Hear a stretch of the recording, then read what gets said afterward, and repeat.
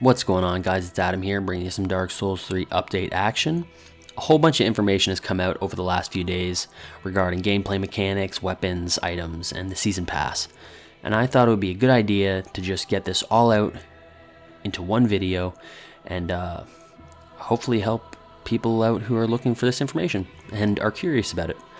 So basically, an event took place in Japan, and it gave players a big opportunity to play around with the game, the mechanics, and all this stuff. And this is all this info is coming from them. So everything I'm about to tell you, it's directly from the players. So let's do this. So first off, loading seems to be faster than Bloodborne. Now, some people think that it was because they were too busy to pay attention to the loading screen, and it just seemed like it was faster. But all in all, I think this is all pros right here. If it's faster, it's faster. It's pretty straightforward. Also, rolling seems to be like Dark Souls 2. There is no mid-roll. Your entire roll is based around your total equip load and how much armor you're carrying, weapons. So more gear, heavier armor, the shorter your roll. Also, at a certain point, it becomes a fat roll. So in Dark Souls 2, it was 70%. If you went over 70%, you would fat roll. So there's no more info on that. I'm assuming it's all based around your vitality stat, and I'm sure it'll probably also affect your stamina regeneration, which I think was a good addition to Dark Souls 2 for those tanky builds. A pyromancy was displayed. It's called Sacred Fire or Purification. It's like building up a fire inside the enemy, and then you blow them up, apparently. That sounds very much like Dead Again mixed with like Flame Swath almost, you know? So that sounds like a pretty cool pyromancy. That sounds like it would be pretty cool. Almost like old Sun Ring also, except reverse, like you're putting it on your opponent. So I think that's kind of cool. We'll have to see how it actually plays out in PvP and PvE and such. It's like a mixture of a couple different spells or hexes and pyromancies. Also, the weapon art for Dragon Slayer Great Bow is Piercing Shot.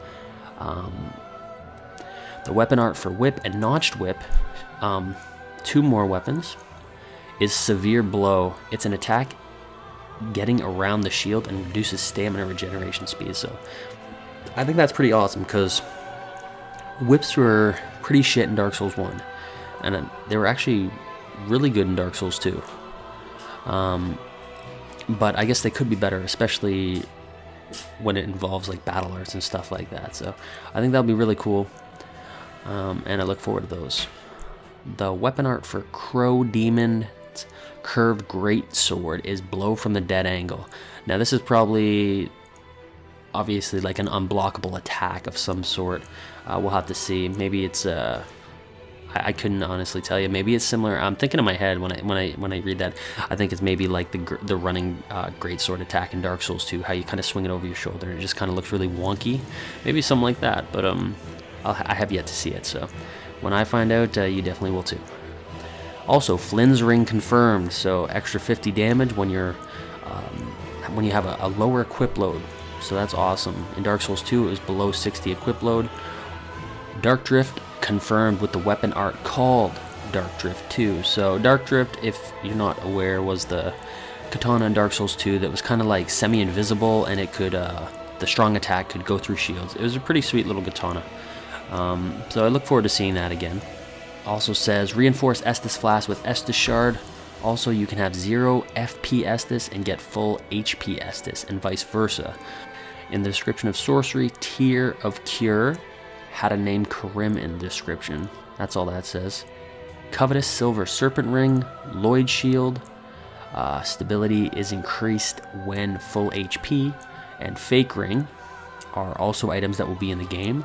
Lloyd's Talisman has been changed to Undead Hunt Talisman, and the durability for weapons seems to be low, but every 5 swings or so only decreases 1 durability point, and durability is restored at bonfire. So I don't think there's really anything to worry about Dark Souls, like Dark Souls 2 durability issues. Apparently they're supposed to be fixed up a lot compared to that, so no worries there. Also, the Season Pass was released. It's Going to be 2 DLCs with new areas, weapons, enemies, armors, and the season pass sells for $24.99.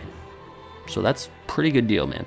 Honestly, the Souls series DLC are arguably the best DLCs to ever come out for any game. So I hope this information was helpful, guys. Please feel free to share, like, comment, subscribe, and I appreciate you watching the video. So have yourselves a great day. Stay honorable.